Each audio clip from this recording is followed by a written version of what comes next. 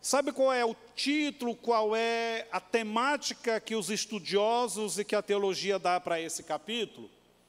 É o capítulo da redenção. Você pode dizer comigo, Isaías 53 é o capítulo da redenção. É esse capítulo que descreve o sofrimento de Jesus. Quem viu aquele filme famoso aí, A Paixão de Cristo, de Mel Gibson, foi baseado nesse capítulo e no Evangelho de Lucas, que é um evangelho de profunda pesquisa, o Evangelho de Lucas. Olha o que diz: quem creu em nossa pregação e a quem foi revelado o braço do Senhor, porque foi subindo como renovo perante ele, como raiz de uma terra seca, não tinha aparência nem formosura. Olhávamo-lo, mas nenhuma beleza havia que nos agradasse. Era desprezado e o mais rejeitado entre os homens, homem de dores, e que sabe o que é padecer, e como um de quem os homens esconde o rosto, era desprezado, e dele não fizemos caso. Certamente ele tomou sobre si as nossas enfermidades, e as nossas dores levou sobre si. E nós o reputávamos por aflito, ferido de Deus e oprimido. Mas ele foi transpassado pelas nossas transgressões e moído pelas nossas iniquidades. O castigo que nos traz a paz estava sobre ele, e pelas suas feridas fomos sarados. Só até aí. Diga comigo, os nomes redentores de Deus. Você pode repetir? O tema da mensagem é os nomes redentores de Deus. O que é isso, pastor? É porque existem 7 nomes na Bíblia, que esses nomes estão ligados à forma que Deus relaciona com aqueles que o buscam, com aqueles que são salvos. Se relacionou no Antigo Testamento e no Novo Testamento. Então, quando Deus começa a falar com Moisés, lembra o que Moisés perguntou para ele? Senhor, é para mim ir lá para o Egito, libertar o povo em teu nome. Mas que nome é o teu? O que eu falo para o povo? Ele falou o seguinte: fala que Jeová te enviou. Este é o meu nome pelo qual serei chamado e conhecido eternamente. E aí, a partir do momento que Deus decide fazer aliança com o ser humano, com as pessoas sempre foram a Ele através desse nome, Jeová. E aí, a partir daí, ele começa a aparecer os outros nomes compostos. Aí vem Jeová Nissi, Jeová Jireh, Jeová Shalom, Jeová Dekenu.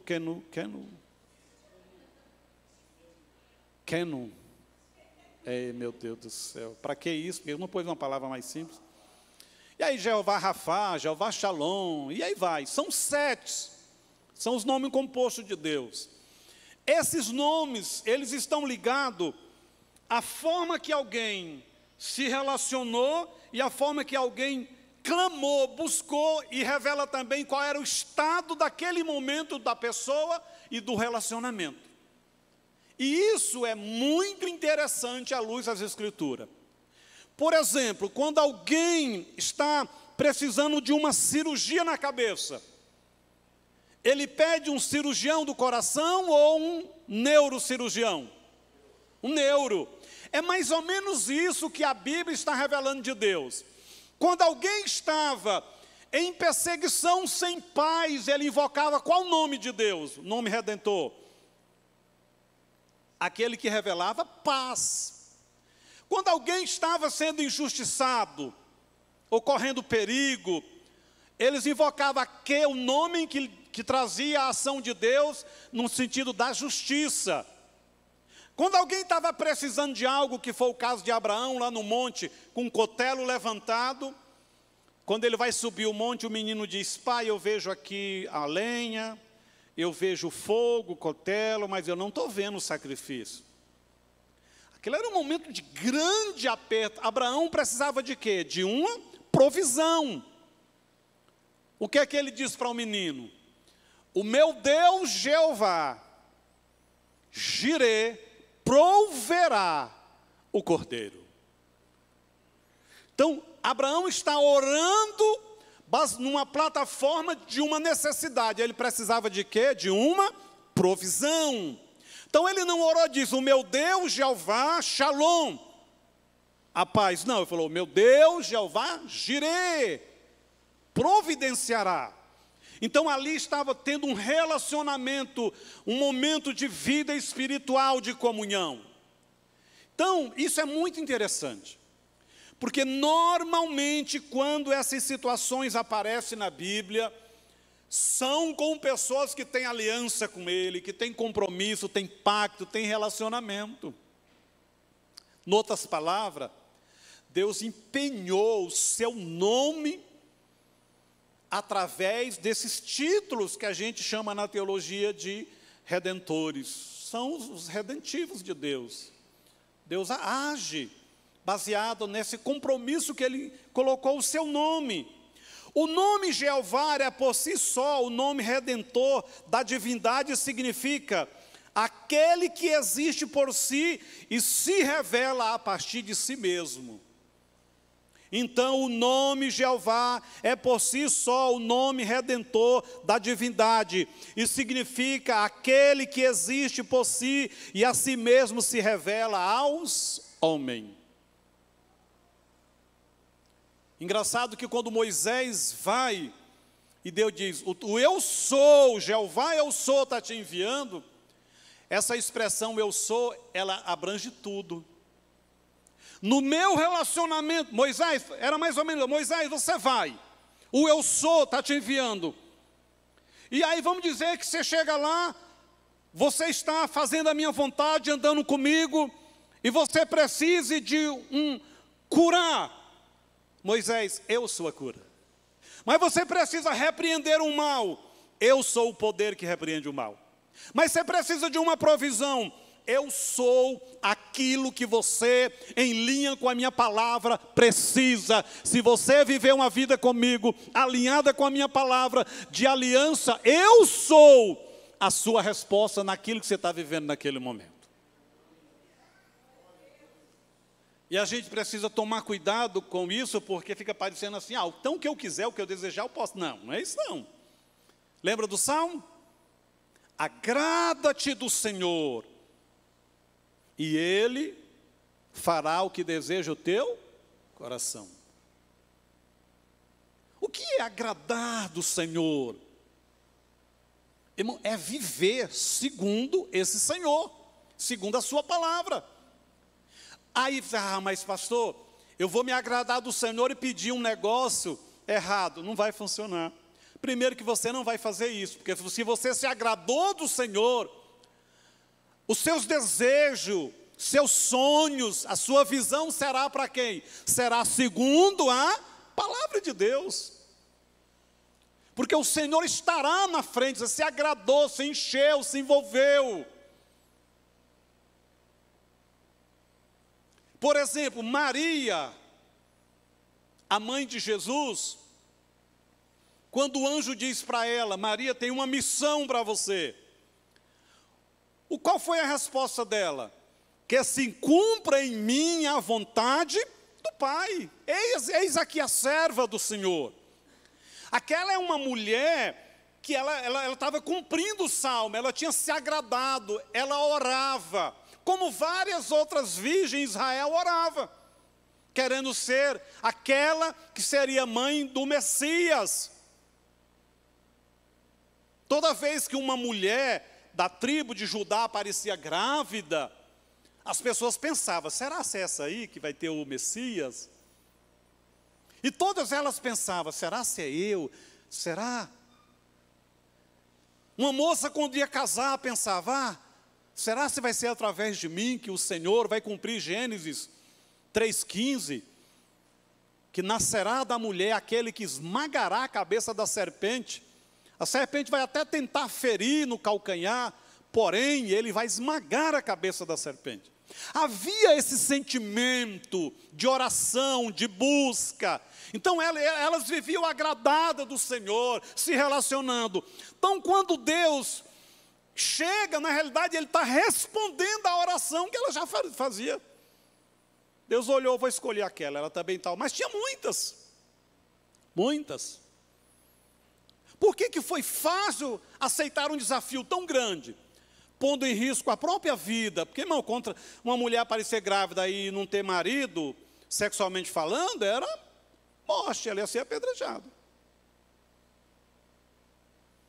E se o Sinédrio entendesse que ela e José estavam mentindo, matava os dois.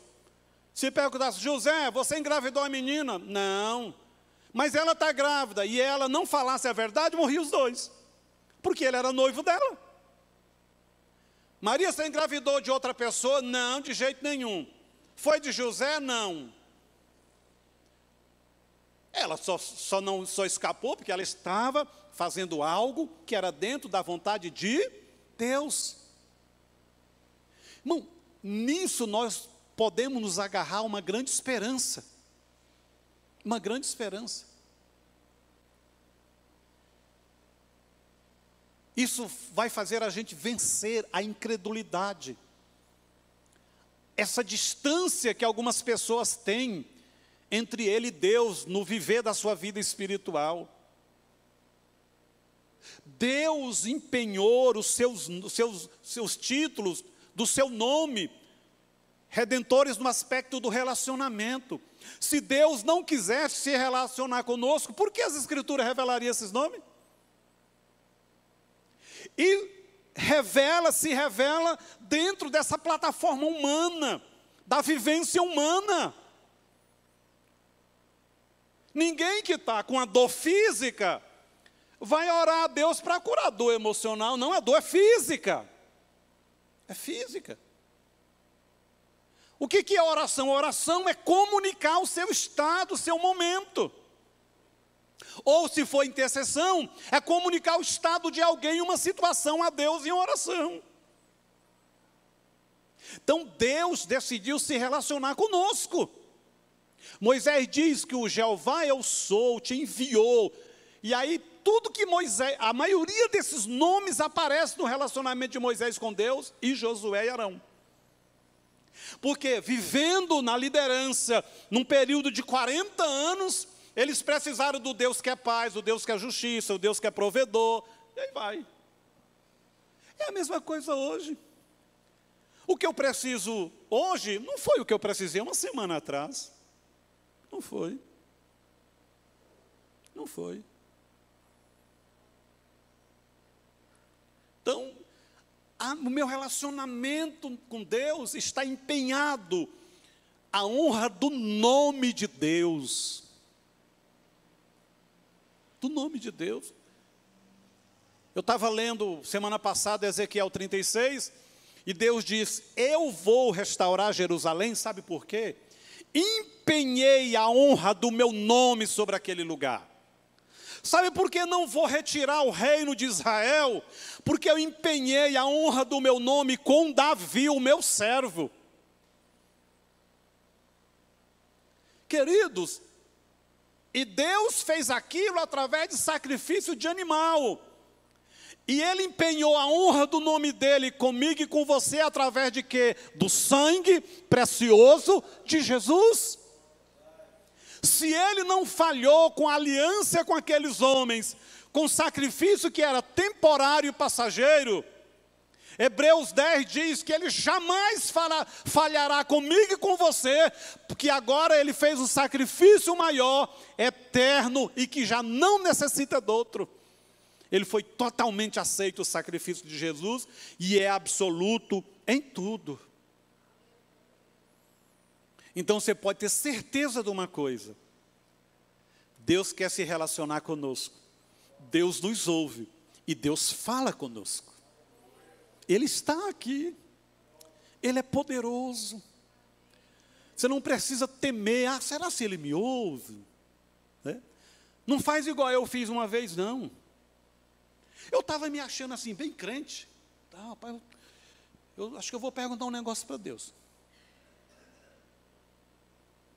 Eu estou crente, Jesus, eu vou perguntar. Aí de noite, ou na hora de dormir, eu fui orar. Falei, Deus, eu queria que o Senhor me mostrasse, segundo os teus olhos e a palavra, como é que o Senhor vê a minha vida espiritual. Olha a ideia do crente. Aí Deus olhou assim e falou, está na autojustiça. Eu fiz igual Pedro. Eu vou com o Senhor até a morte. Penso tanto que eu estou crente, Jesus. O que o Senhor enfrentar, eu vou, Jesus. Olhou assim, Pedro, já pediram para peneirar vocês, e eu intercedi, porque vocês não dão conta. Mas Pedro, cuidado, porque hoje, antes que o galo cante, a terceira vez o negócio vai pegar para você. Aí de noite, irmão, tive um sonho perfeito. Pensa num negócio assim, que você acorda achando que estava no lugar. Pum, acordei. Falei, meu Deus do céu, que sonho. Tal. Aí no outro dia fui pensar no sonho. Eu chegava numa casa no meio de uma floresta. Aquelas árvores finas, novas. E quando eu cheguei lá, que eu parei no meio, que eu olhei, aquelas árvores, aquelas raízes, tinham nascido dentro de uma casa. Aquelas árvores assim que a raiz rachou a parede, que o piso estava rachado, que uma árvore nasceu, outra árvore tinha atravessado a janela, estava crescendo, tinha cipó, tinha folha. Aí eu falei, Espírito Santo, eu não entendi esse sonho. Ele falou, pois é, isso aí essa casa representa a sua vida espiritual. É como você pediu, ele mostrou.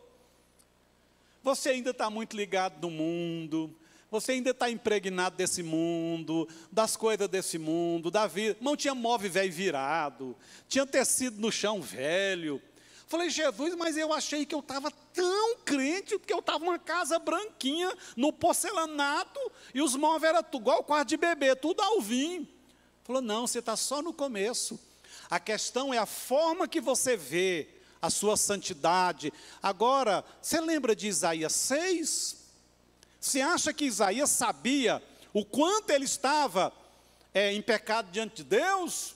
O quanto ele precisava avançar? E deixa eu te falar outra coisa. Quanto mais eu tenho um propósito, dependendo da chamada, é o nível de santidade. A sua santidade para ser crente está ótima. Mas para aquilo que eu te chamei ainda está longe. Irmão, o Espírito Santo começou a falar comigo. E eu comecei a lembrar de José. Já imaginou a santidade de José? Para ser governador, irmão, não se exaltar e mandar destruir seus irmãos? Por que ele passou aquelas pressões? Foi provado para que ficasse um vaso no nível que Deus queria. Para uma missão tão extraordinária. Por que Davi, Saul morre e Davi fica de 12 a 15 anos? Ele ficou 7 anos reinando só numa meia tribo, lá um pouquinho de gente. E os filhos do rei anterior, rebelde, pecador, reinando na demais parte. Ele era ungido de Deus, era a escolha de Deus, ele teve que esperar sem mover um dedo. E eu fui lembrando desse texto. Porque, irmão, Davi levaria o reino de Israel ao topo. Foi o rei mais extraordinário de Israel, que mais conquistou. Então, uma coisa é esse nível de santidade para a salvação. Outra coisa é nível de santidade para propósito, para missão, para o ministério. Falei, tá bom, Jesus, então eu vou continuar orando, vou continuar lendo Bíblia, vou vigiar mais, mas vamos lá. Vamos lá. Agora, se você tem esse sentimento e prostra, o que acontece? Você perde o que já fez. Você para. Ah, mas eu me achava tão bom, Deus não está feliz comigo. Mas Deus é exigente demais. Pois é, Ele é o santo dos santos. Ele tem o direito de ser exigente. Os próprios anjos que estão diante dele, os anjos que representam a santidade, eles cobrem os pés e o rosto com a asa, e com a outra voa e dá glória a Deus. Nenhum ousa mostrar o rosto. E eles foram criados em santidade. Ah, mas então quando eu chegar lá eu vou ter que ficar com os pés cobertos, o corpo e o rosto. Não, quando a Bíblia fala disso, ele está dizendo o seguinte: ei, crente, Deus é santo. É para revelar o quanto nós precisamos buscar a Deus, ser santo, vigiar. Não é que quando você chegar lá você vai ter que ser desse tipo.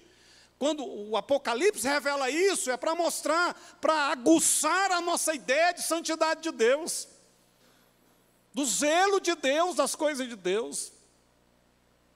Das coisas de Deus. Irmãos, não abra mão de a cada dia desenvolver melhor sua vida cristã. E não abra mão de crer no sobrenatural. Porque uma vida de crente, que não tem um processo de melhorar, e não crê no sobrenatural que Deus faz, para quê? Isso não existe, uai. Vida cristã desse tipo não existe. Isso aí é igualzinho um camarada encontrou a mulher dos sonhos dele, aí a mulher encontrou o homem dos sonhos dela e casa e diz o seguinte: estamos casados, mas você dorme num quarto, eu no outro, não tem vida íntima. Isso é casamento? O que adiantou?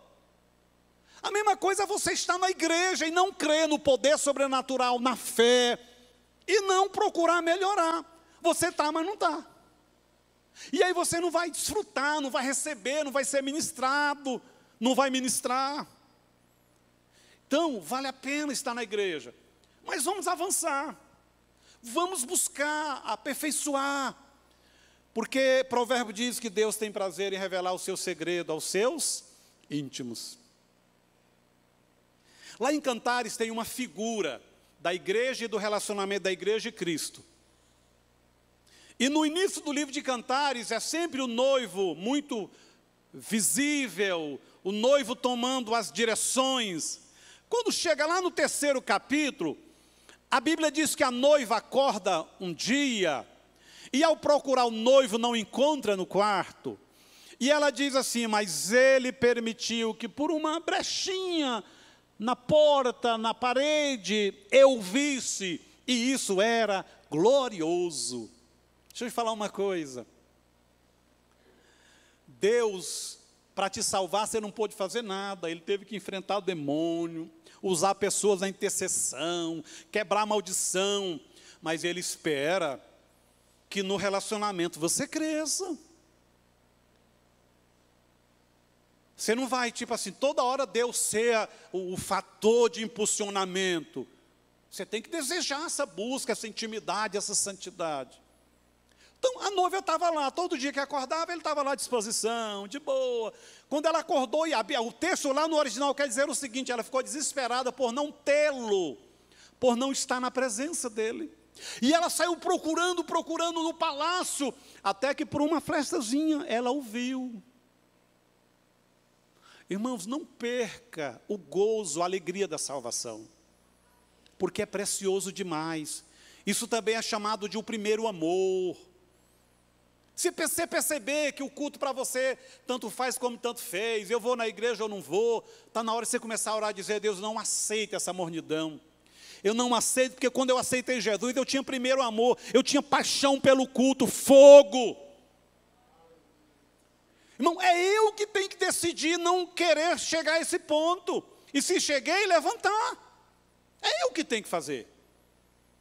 É eu. Porque a Bíblia diz que de Deus é tanto o querer quanto o realizar. O querer dele é salvador, ele já mandou o filho e tal. Mas ele age agora, ele realiza. Diga: a ação é minha, a reação é de Deus. Se você manda a oração para lá, a semeadura, pode preparar, porque vai ter chuva. Vai ter chuva. Vai ter chuva. Tudo que sobe, vai descer. É lei da... vai descer. Né? E se você joga para lá coisa ruim, vai cair na sua cabeça. Não joga o martelo para cima não e fica no mesmo lugar não, porque ele vai cair na sua cabeça. E vai doer. A não ser que você tenha um capacete muito bom. Então nós estamos aqui diante de algo muito precioso. Estes 7 nomes redentores indicam a revelação contínua e progressiva de Deus acerca de si mesmo, se relacionando com o ser humano. é maravilhoso. Uma vez, em sua relação redentora para com os homens, Jeová tem 7 nomes compostos, que o revela como preenchendo todas as necessidades dos homens, desde o seu estado perdido lá no Éden, até o fim. Então, toda vez que Deus olha para o ser humano, e Ele empenhou a honra do seu nome, com esses nomes, no relacionamento com os homens, Ele está dizendo, eu estou à disposição dos homens, desde a queda no Éden, até o último versículo do Apocalipse. Então, Deus hoje está à minha e à sua disposição, porque Ele empenhou esses nomes e revelou nas Escrituras. Então, se eu me relaciono, se eu oro, se eu busco, se eu congrego, se eu cumpro a palavra, o nome dele está empenhado. Mas sabe o que é algo extraordinário? É quando o nosso coração se alinha ao coração de Deus, com relação ao empenhar do seu nome, a sua honra. Por exemplo, livro de Neemias, capítulo 1. Chega um pessoal e dá um relatório terrível de Jerusalém, de pobreza, de miséria, de sofrimento, destruição. Deus não usa nenhum profeta, não dá nenhum sonho, nem fala com Neemias. Nada daquilo. Não cobrou nada dele, não exigiu uma posição, não incentivou, não impulsionou. Mas Deus estava com o coração ferido por causa daquilo. E a Bíblia diz que na hora que ouviu, Neemias começa a orar e jejuar e chorar. E quando você olha a quantia de tempo pelos meses que ele cita lá, 4 meses. De choro, de dor, de busca. Porque o nome de Deus estava sendo desonrado na cidade que ele tinha colocado o seu nome. Estava sendo desonrado. Então, nessa hora, o que estava no coração de Deus, estava no coração de Neemias. Não é porque Deus cobrou, é porque Neemias tinha um relacionamento com Deus, já falei aqui. Só o livro de Neemias, que é pequenininho, fala 10 vezes em momento de oração de Neemias. 10 vezes, um pequeno livro, fala de 10 momentos diferentes de oração de Neemias. Era um homem de oração. Esdra era um homem de oração. Daniel era um homem de oração. João do Apocalipse era um homem de oração. E tiveram revelações dos céus por dentro. Não tinha ido lá ainda, mas viram o céu por dentro. Porque o coração deles se encontrou alinhado ao coração de Deus. Então, Deus, a Bíblia diz que Deus não faz nada da terra sem antes revelar a um dos seus santos, os profetas. O profeta de Deus atualmente na terra é a igreja, é o seu corpo. Nós somos o profeta do corpo universal. Aonde você vai, você é um profeta. Deus pode te usar para livrar alguém, aconselhar, direcionar, organizar, chamar a atenção, porque nós somos o corpo, nós somos o profeta de Deus. Hoje em dia não tem mais o profeta como ofício, tem o profeta, que é o corpo de Cristo, como dom. O dom se manifesta no corpo inteiro, basta você estar à disposição. Se você é lá no serviço e algo acontece, se você toma a posição profética de abrir a boca, ali o dom vai se manifestar. A sabedoria de Deus e tantos os outros dons vai se manifestar. Eu tenho conversado com um advogado, e ele é novo na parada, e falou: pastor, o senhor ministrou num acampamento, e você falou um negócio e eu estou praticando. Pastor, tem acontecido algo comigo que é só os céus para fazer.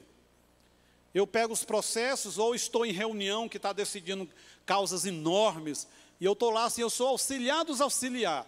E todo mundo, advogado de 20 anos, de 30 anos se debatendo, de repente vem na minha mente, vai por isso. E ele abre a boca e o povo está aí. É isso aí, vamos fazer isso. Sabedoria do Espírito Santo de Deus. Dom de sabedoria. E com isso ele tem ganhado espaço, com isso ele tem recebido créditos, tem sido abençoado. Porque Deus é um Deus abençoador. É do caráter do nosso Pai, é da natureza de um pai e de uma mãe abençoar. É evidente que, humanamente falando, tem as exceções, tem uns que matam, né? Mas, irmão, se tratando de Deus, é da natureza de Deus. Primeiro, Deus aparece na Bíblia como Criador. Segundo, como Pai, gerador. Aquele que gera e se relaciona com a sua. Ah, pastor, mas lá em Gênesis não aparece a palavra Pai nos 3 primeiros capítulos. Não precisa aparecer. Se eu crio algo, todo dia na viração do dia eu venho estar. Eu cuido. Eu sou pai. É pai e mãe que faz isso. Principalmente mãe. Né? Quando Deus quis usar uma figura humana, lá em Isaías diz isso, para mostrar algo mais próximo do amor dele, o que é que ele disse? Pode uma mãe que amamenta. Ele falou, pode, porque é muito difícil, né? Abandonar, desprezar seu filho, todavia eu não desprezarei. Mas com aquilo ali ele disse o quê? O amor de uma mãe que está amamentando é parecido com o meu amor por vocês. Eu não vou desprezar vocês. Eu vou cuidar, eu vou nutrir, eu vou proteger. Então Deus, e o trem aqui apagou. Então Deus, aqui no Goiás, para você que está na internet, trem é qualquer coisa, viu? Até o tablet é trem. Então Deus empenhou. Uma vez que estes nomes revelam a relação redentora de Deus para conosco, cada uma delas deve apontar o Calvário, onde fomos redimidos. É outra coisa extraordinária sobre esses nomes.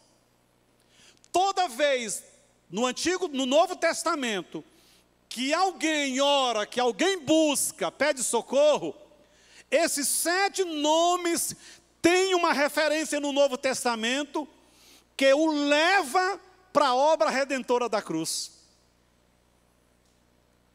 É tipo assim, porque senão a gente usaria as coisas do Antigo Testamento e estaria fora do plano de redenção.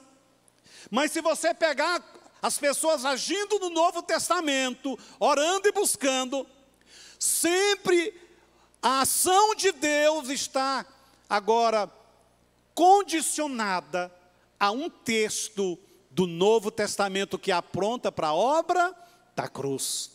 Então Deus, ele reafirma a aliança e ele reafirma o compromisso dele com esses 7 nomes de se relacionar, mas agora a partir de uma nova base. Qual é? Não é mais a lei de Moisés, é a obra da cruz. Irmão, isso é extraordinário. Então, aqueles que viveram no Antigo Testamento puderam contar com esse compromisso de Deus com 7 nomes. Mas os do Novo Testamento e da nossa época também pode, porque através da obra da cruz, Deus manteve os nomes redentivos para agir a favor da minha e da sua vida. Não mudou, foi transitório. Houve a transição do Antigo para o Novo Testamento. Então, Deus agora atende aquele que clama por paz, porque Jesus disse o quê? Lá em João, eu sou a paz, que o mundo não pode dar. Quando alguém clama por segurança, você vai achar um texto no Novo Testamento ligado a Jesus, que você encontra a segurança. Provisão. Então, a título de nós praticamente não saímos da introdução, as bênçãos reveladas por cada nome devem ser supridas pela expiação. As Escrituras ensinam isso claramente. Toda vez que alguém clama hoje, com o entendimento desses nomes, por que Deus responde? Porque está ligado à obra da cruz, à expiação pelo sangue de Jesus no Calvário.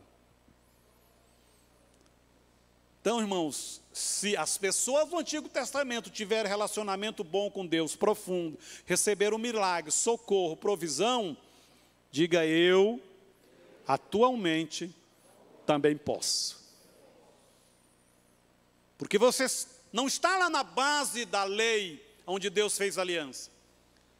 Mas você está numa base da nova aliança pelo sangue de Jesus e que é superior.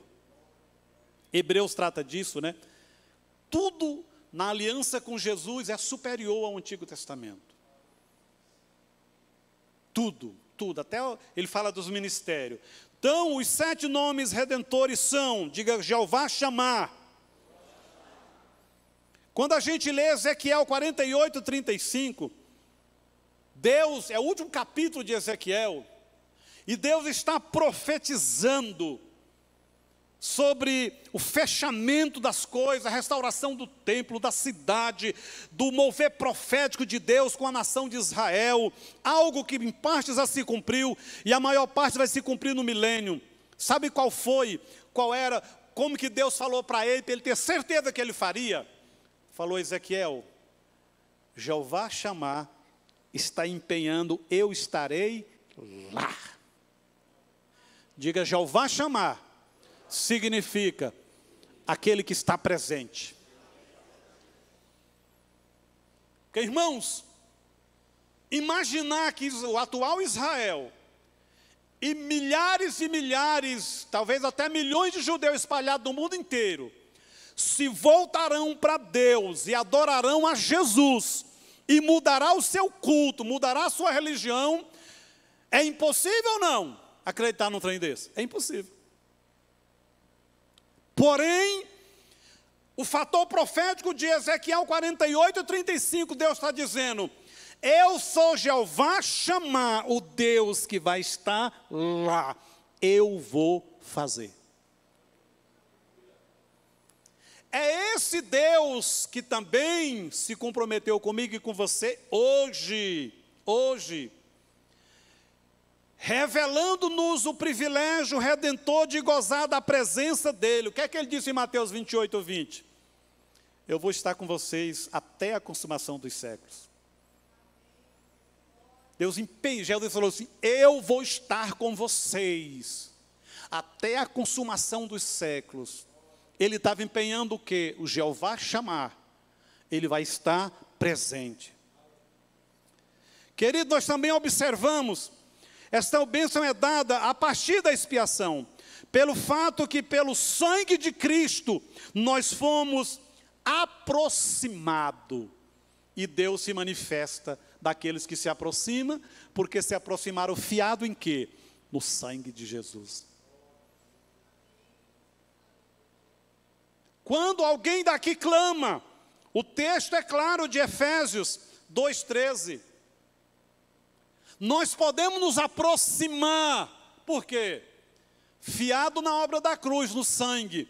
Então o Jeová Chamar, o Deus que está presente, o Deus que está, se compromete com a gente. Não importa onde você estiver. É no trabalho, no carro, no ônibus, Deus está presente. Diga, Jeová Chamar, tem um compromisso com a minha vida, de estar presente. E aí, irmão, surge algo interessante. Toda vez que você lê na Bíblia, no Antigo e no Novo Testamento, Deus presente, Ele está presente assim, como uma estátua. Ele sempre está em ação. É tremendo ou não é? Pronto para agir. A Bíblia diz que Gideão estava malhando trigo no tanque de prensar as uvas para guardar do seu inimigo, morrendo de medo. E quando levantou a vista debaixo de uma grande árvore, quem é que estava lá? O Senhor, Jeová Chamar. Estava lá presente, olhando. Ele tomou um susto tão grande, porque você está com medo de um inimigo chegar. Você já está escondido. E aí você levanta a vista, tem um homem de fortão, porque assim, Deus deve ser assim, malhadão, bonito, assim, um negócio poderoso, né? Vamos viajar, né? Vamos conjecturar, a teologia me dá esse direito. Porque Deus não está anêmico, assim, fraquinho, magrinho, não sei o quê, não está não. Agora você para assim, pastor, mas Deus estava lá quietinho, olhando. Irmão, Deus estava quietinho, olhando, porque Ele estava vendo o resultado. Porque a Bíblia diz que durante 7 anos, toda vez que eles semeavam, tudo que eles plantavam, na hora de colher, o inimigo levava durante 7 anos. E agora, tudo que Gideão semeou, arou, cuidou, nunca um inimigo pôs nem o pé na roça dele. O homem está agora malhando o produto que ele já colheu, está sequinho para guardar. Então o Deus que está observando, Jeová Shammah, é o Deus que agiu durante todos aqueles últimos 6 meses. Porque os inimigos de Israel estavam, irmão, eles viam Israel a olho nu. Era apenas territorial, era metros. E durante 7 anos esses inimigos deitou e rolou. Mas a mão do Deus invisível protegeu Gideão, sua casa e aquela lavoura. E ninguém foi lá perturbar, em nenhum momento, e até aquele então. Então ele viveu a experiência de semear, de crer, de buscar. E ele foi vendo, o inimigo não veio. Eu penso que Gideão cada manhã pensava, será ser hoje? Oh Deus, me ajuda, me protege, me ajuda, Senhor. E Jeová Shammah, o Deus que está presente. Mas está presente para agir, em ação. Ele não está presente só pelo atributo da onipresença, que é atributo divino. Unicamente quem pode estar onipresente é Deus. Nem demônio, nem anjos, e nem homem pode. Deus está aqui, está lá no Japão, Ele é onipresente. Como pode todas as coisas, como sabe todas as coisas. São atributos que só cabe a Deus, não foi dado nem a anjos, nem a homens. Tanto é que os demônios não sabem o que você pensa. Eles têm que fazer um estudo de você para descobrir alguma coisa. Ou então o que você fala. Ah, pastor, então vou fazer o voto do silêncio. Porque aí os demônios não vão me perseguir mais, não. Você tem que viver a vida normal, você tem que vigiar o que fala. Porque palavras são sementes que geram vida ou morte. Que impulsiona a fé ou vai te jogar lá embaixo. Que vai revelar o seu coração, se crê ou não. Para a gente ficar atento. E é por isso que é importante o profetizar. Importante você abrir a boca no louvor, na adoração. Você ler a Bíblia e declarar a palavra de Deus. Então, cada vez que aparecer no Novo Testamento, ou que alguém for agir, Deus vai responder, porque isso agora está ligado à redenção, ao sangue de Jesus. Então, todos os irmãos que viveram esses privilégios no Antigo Testamento, eu e você podemos viver agora, amém? Então, o primeiro nome qual é?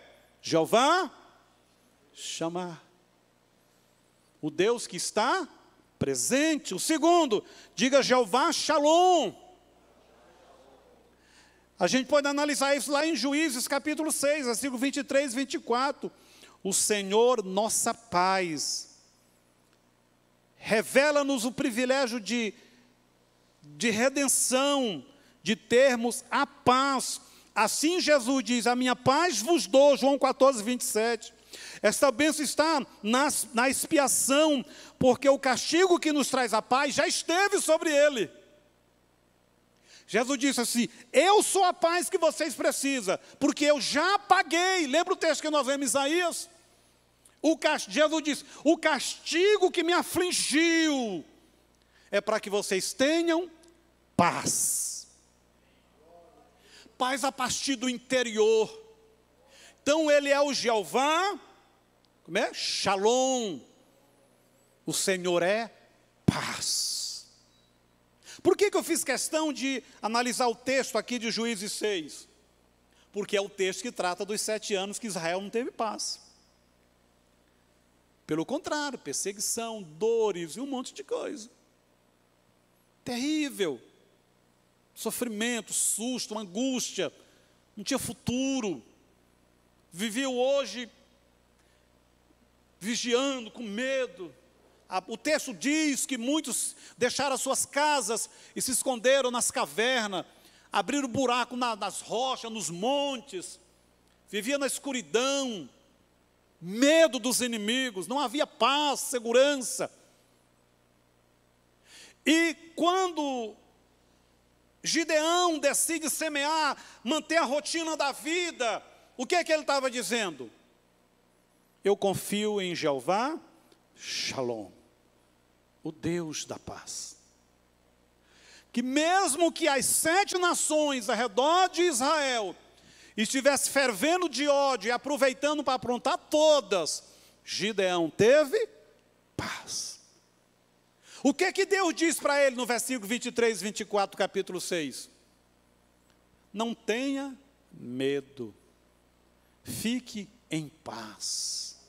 Eu sou Jeová, Shalom. Eu sou a paz. Porque quando ele viu o homem, não. Quase que ele saiu correndo. Ele deve ter feito mais ou menos aquele um menino adolescente, está se namoricando, e de repente quando ele vira, o pai da menina está chegando. Não, ele corre a 1000 por hora. Ele fica gago, ele não sabe falar, fica mudo, de medo. E Deus falou: Gideão, calma, fica em paz. Eu sou Shalom, o Deus, Jeová Shalom, Deus da paz. O que é que está te assustando? O que é que está te deixando preocupado? Você está com medo do amanhã? Você está com medo do seu filho não entrar numa faculdade? Você está com medo dessa doença não ser curada? Invoque Jeová Shalom e diga: Tu és a minha paz, Senhor. Senhor, enche a minha alma, enche o meu interior, o meu espírito, o meu coração da Tua paz. Você tem que tomar uma decisão. Isso está gerando conflito, dúvidas. Descansa. Jesus disse: Eu já paguei o preço, você pode ter paz. Me moeram na cruz para você ter paz. A mesma paz que Gideão, a mesma presença que Gideão e muitos do Antigo Testamento teve, Jesus disse: Eu sou a paz, eu paguei o preço. Para você ter paz física, emocional e espiritual, nas 3 dimensões. Problema não falta, adversidade não falta, mas eu posso passar por isso tendo paz. É diferente.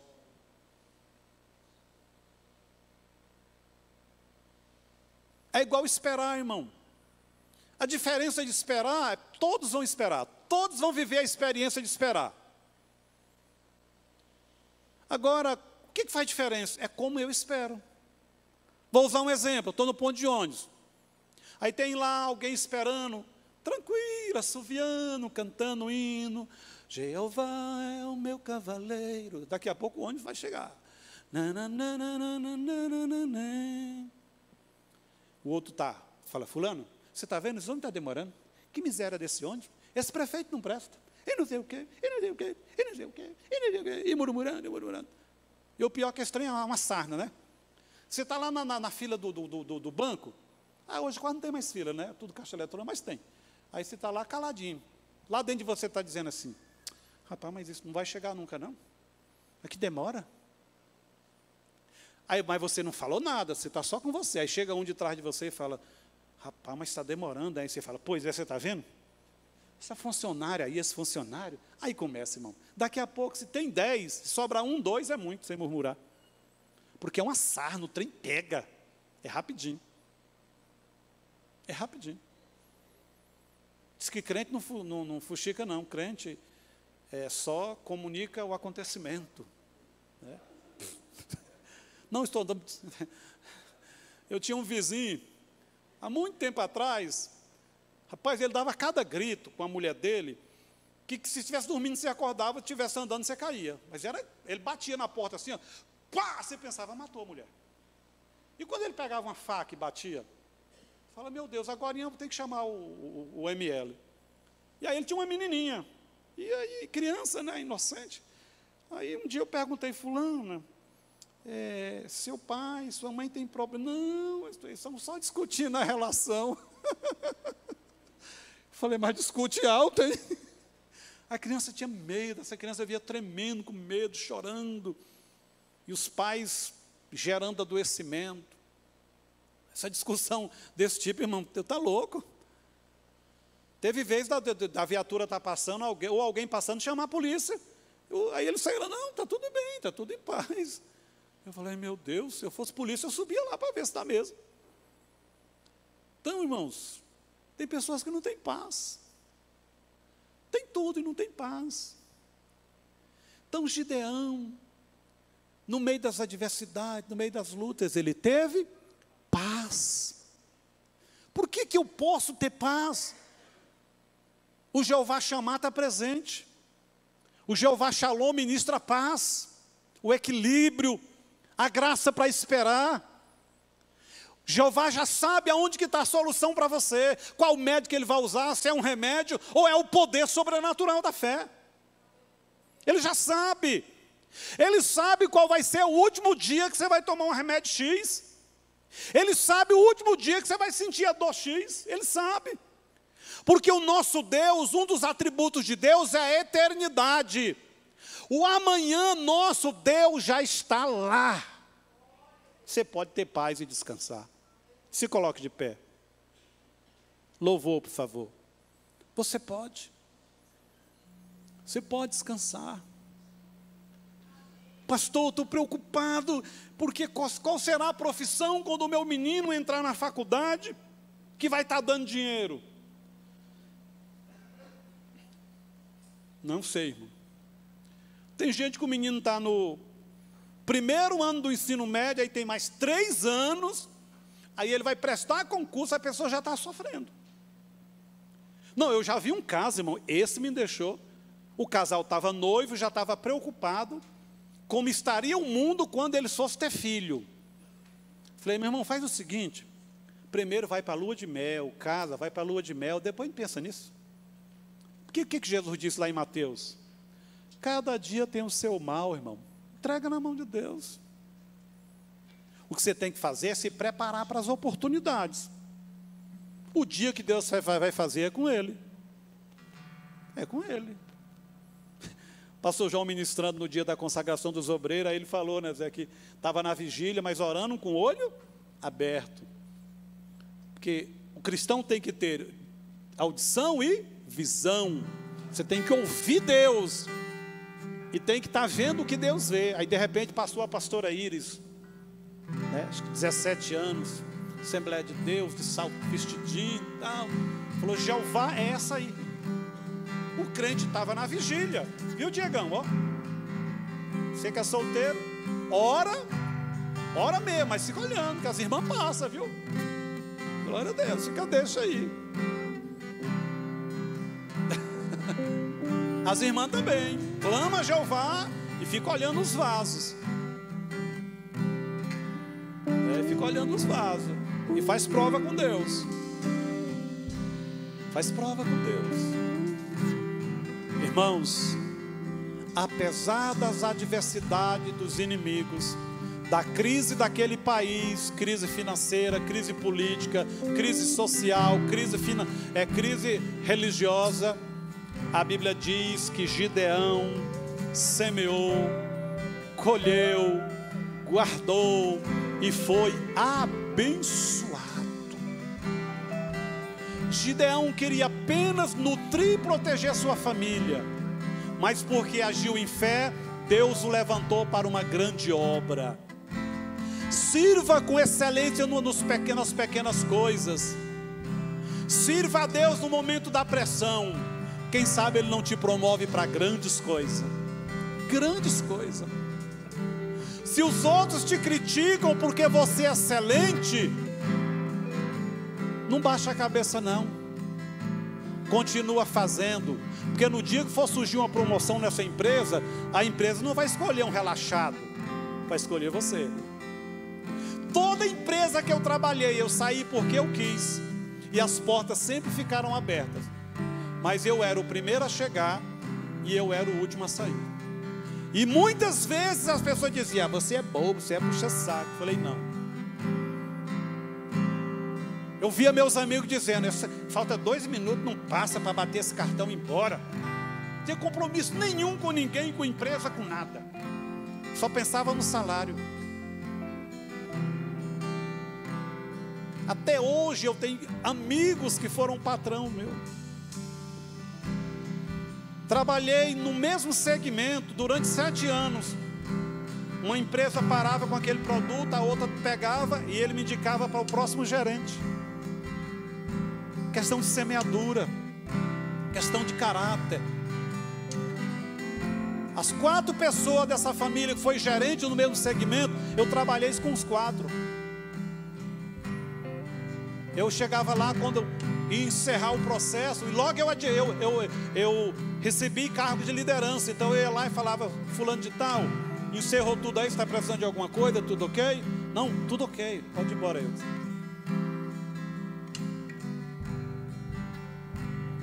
Porque, irmão, muita gente quer ser empresário. O empresário carrega o fardo dele e mais de todo mundo que trabalha com ele. Tem gente que quando fala fulano é empresário só pensa nas viagens, né, Zé? Porque viaja, vai comprar o carro. Irmão, mas até chegar a esse ponto, tem uma jornada para andar. Mês de dezembro diz que é a alegria do empregado, a tristeza do patrão. Porque vem 13º, vem férias e etc, etc, etc.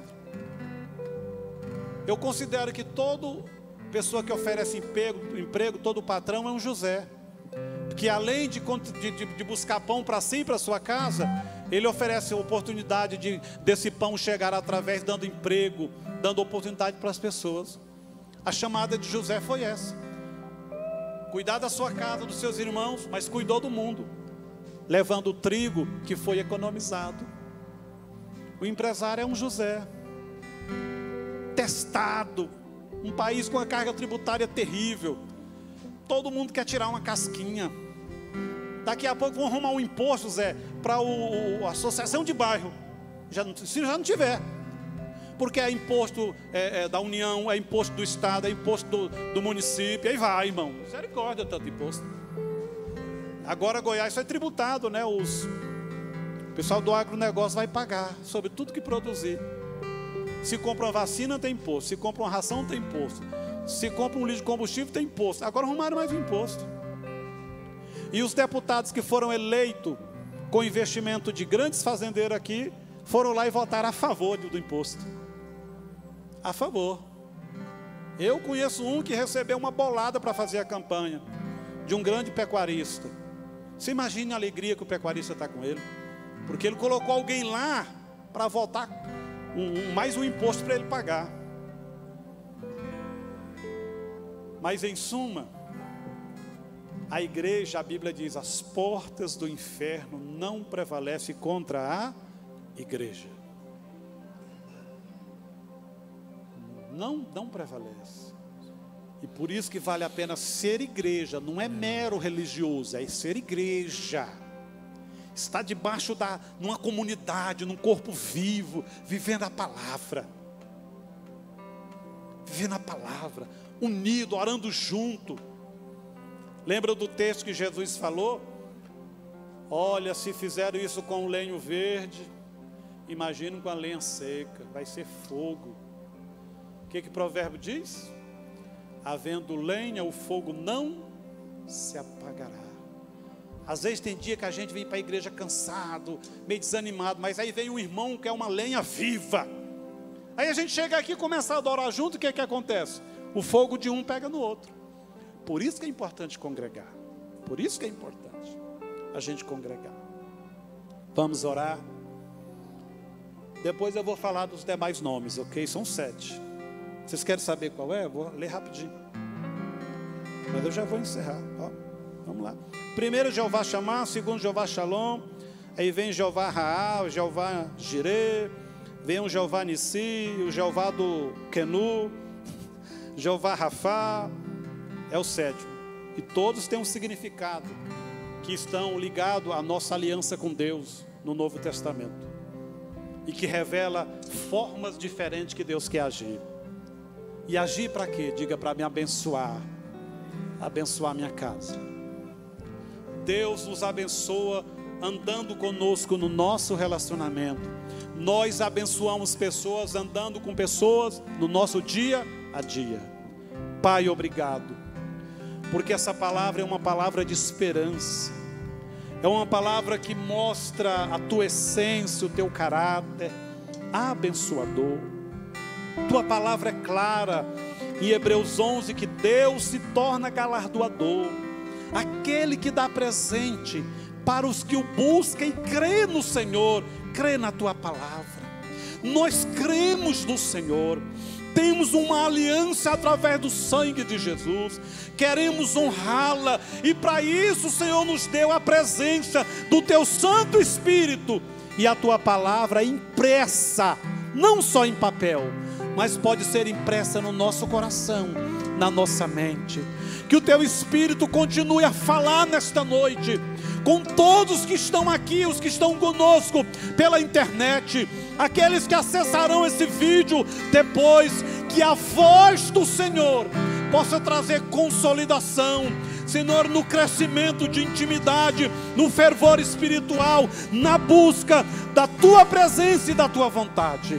Que o nosso ano seja um ano de bênção, seja um ano de crescimento espiritual, porque as demais coisas, com certeza, o Senhor acrescentará. Aleluia, adore a Deus.